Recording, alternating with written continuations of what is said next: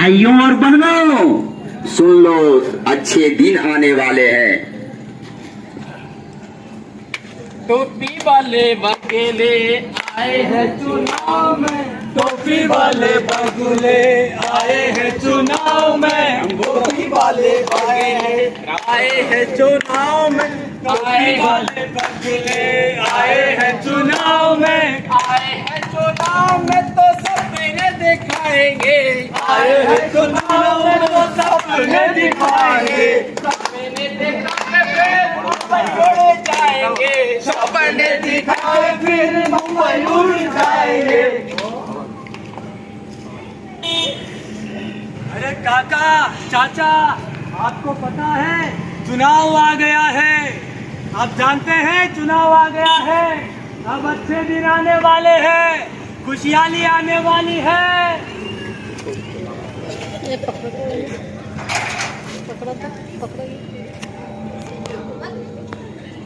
नौजवानों, आप लोग जानते हैं चुनाव का टाइम, नेता लोग तो बोलते नौजवानों को नौकरी मिलेंगे, कहाँ नौकरी है। आप लोग देख सकते हैं उस टाइम आते हैं, नौजवानों के बीच कुछ पैसा डाल देते हैं, शराब बांट देते हैं, लेकिन उसका पास नौकरी कहाँ है।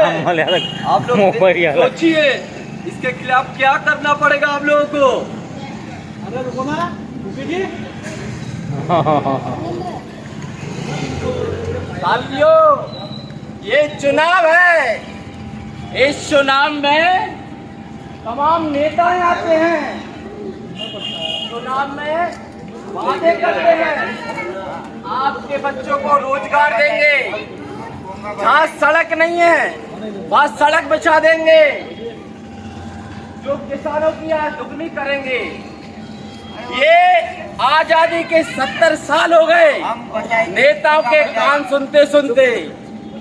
ये चुनाव जो है ना, ये चुनाव हमारे लिए खुशहाली लेके नहीं आ रहे, ये बात आप लोगों को सोच लीजिए। आप लोगों को अपने अधिकार के लिए लड़ना पड़ेगा, और जो भी नेता अपने गली मोहल्ले में आएगा उससे आपको सवाल करना पड़ेगा कि भाई आप 5 साल पहले भी हमारे बीच में आए थे, आपने हमारे बच्चों की जो पहले फीस लगती थी 10 रुपया, उसको आज आपने डोनेशन बढ़ा करके कर दिया, डॉक्टर की फीस 2 करोड़ कर दी। इतना क्यों बढ़ा दिया? जो नौजवान युवा है रोजगार के लिए सड़कों पे फिर रहा है, रोजगार नहीं है, इसके लिए तुमने क्या किया? आज 2 साल की बच्ची से लेकर 80 साल तक की महिला सुरक्षित नहीं है, आपने क्या किया? ये सवाल आपको करना पड़ेगा जो भी आप लोगों के बीच आएगा। ये चुनाव तुमको भला नहीं करेगा, ये बात आप ध्यान रखो। टोपी वाले बगुले आए हैं चुनाव में, अरे टोपी वाले बगेले आए हैं चुनाव में, टोपी वाले बगुले आए हैं चुनाव में, आए हैं चुनाव में, आए हैं चुनाव में तो सपने दिखाएंगे, आए हैं चुनाव में तो सपने दिखाएंगे, सपने दिखा के फिर मुंबई उड़ जाएंगे, सपने दिखा के फिर मुंबई उड़ जाएंगे।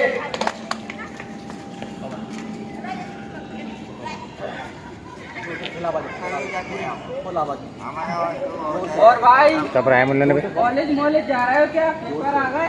भाई कॉलेज तो जा रहा हूँ, लेकिन फॉर्म भरने का पैसा नहीं है। तुमने फॉर्म भरा क्या? तुम्हारी फीस जमा हुई क्या? भाई मैंने तो नहीं की अभी, क्योंकि बापू का अभी काम धाम ही नहीं चल रहा, मैं फीस कैसे भरूं? भाई मेरे पापा भी किसान हैं, अभी फसल का दाम भी ठीक नहीं चल रहा है, जब तक फसल का दाम आएगा तब जाके मैं कुछ पैसा कॉलेज में जमा करा पाऊंगा। मुझे तो लगता है अब के साल भी कॉलेज के रजिस्टर से मेरा नाम कट जाएगा और मैं परीक्षा नहीं दे पाऊंगा। हाँ दोस्त, मैं भी परीक्षा नहीं दे पाऊंगा क्योंकि मेरा छात्रवृत्ति का क्या हुआ? मेरी छात्रवृत्ति 3 साल से नहीं आई। आवास भी मिलती थी, जो सुविधा मिलती थी अभी तक मेरे खाते में नहीं आई। पहले तो मैं छात्रवृत्ति से फीस भर देता था, अब तो 3-4 साल से फीस नहीं भर पा रहा हूँ और लगातार फीस बढ़ती जा रही है। मैं फीस नहीं भर पा रहा, मेरे पापा का भी रोजगार नहीं चल रहा। पता नहीं अब की बार फीस भर पाऊंगा या नहीं भर पाऊंगा। अरे भाई, ऊपर से ये नई शिक्षा नीति आई है। नई शिक्षा नीति में पता है क्या है? नई शिक्षा नीति में क्लोज एंड मर्ज नाम से अंग्रेजी के बड़े बड़े शब्दों को लाकर सरकारी स्कूलों को बंद किया जा रहा है। सरकारी स्कूल बंद करके सरकारी जो वैकेंसी है उनको खत्म किया जा रहा है। अकेले मध्य प्रदेश में 93,000 सरकारी स्कूल बंद कर दिए गए हैं। महाराष्ट्र में भी यही हालात है। पता है नई शिक्षा नीति में क्या लेके आए हैं? क्या है? नई शिक्षा नीति में भारत जो हमें पढ़ाया जाता था, भारत दुनिया का सबसे बड़ा लोकतांत्रिक देश है। आज हमारे बच्चे उन किताबों में लोकतंत्र भी नहीं पढ़ पा रहे हैं। नई शिक्षा नीति से जो हमारे महापुरुष थे, क्रांतिकारी थे, शहीद थे, भगत सिंह, सुभाष चंद्र बोस, चंद्रशेखर आजाद, उन सब का नाम हटा दिया गया है। इतिहास के पन्नों से उनको मिटा दिया गया है। और तो और वैज्ञानिक शिक्षा को खत्म किया जा रहा है। ये नई शिक्षा नीति में पढ़ाई लिखाई को महंगा करके प्राइवेट स्कूलों को बढ़ावा दिया जा रहा है। सभी सरकारी स्कूलों को बंद किया जा रहा है। हाय रे ये नई शिक्षा नीति, इसका विरोध करना होगा भाई। इसका विरोध किए बिना काम चलने वाला नहीं है हम लोग छात्रों का।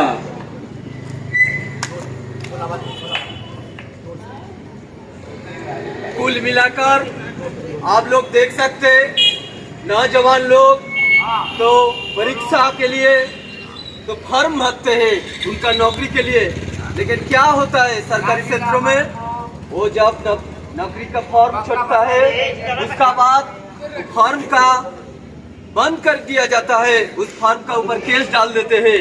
लेकिन युवा लोग देख सकते उसका जिम्मेदारी कितना है।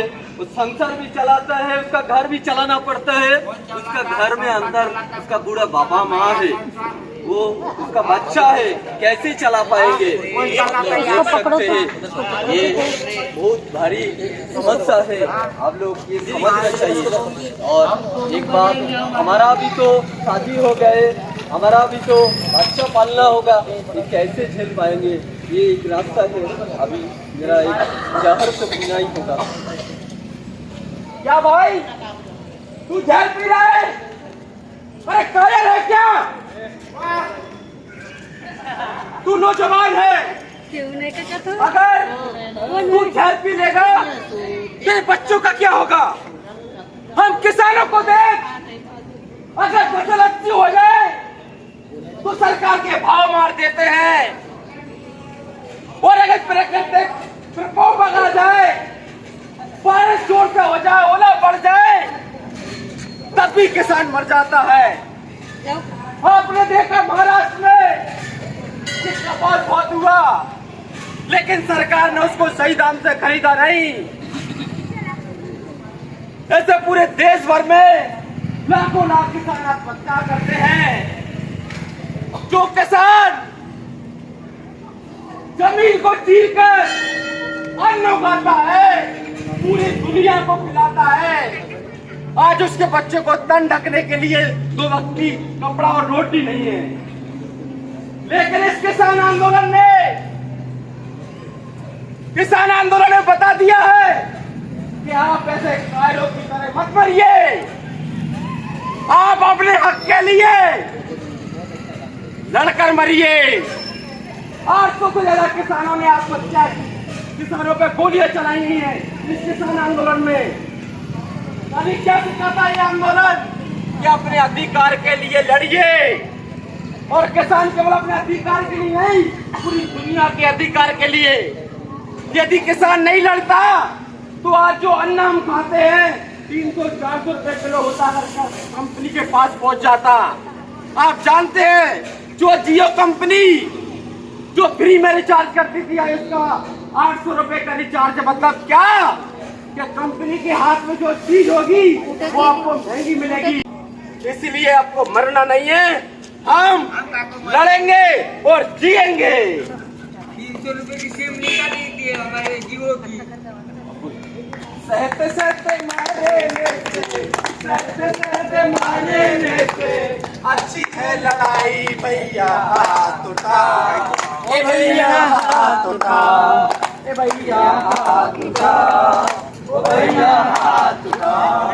कल भाई होगा जो चाहे तेरा मन रे, कल भाई होगा जो चाहे तेरा मन रे, जिंदगी बदल लेने का कर तू जतन रे, जिंदगी बदल लेने का कर तू जतन रे।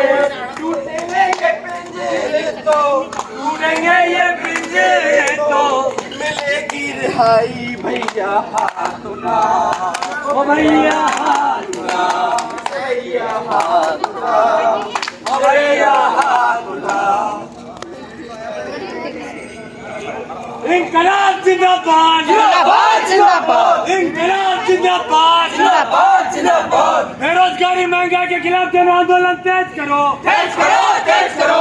महिलाओं बच्चों पर बढ़ रहे अपराधों के खिलाफ जन आंदोलन तेज करो, तेज करो, तेज करो। शराबखोरी नशाखोरी के खिलाफ आंदोलन तेज करो, तेज करो, तेज करो। आंदोलन को तेज करने के लिए बेटी टॉर्चर वोट दो, वोट दो, वोट दो। बेटी टॉर्चर वोट दो, वोट दो, वोट दो। जनता की आवाज विधानसभा तक पहुंचाने के लिए बेटी टॉर्चर वोट दो, वोट दो।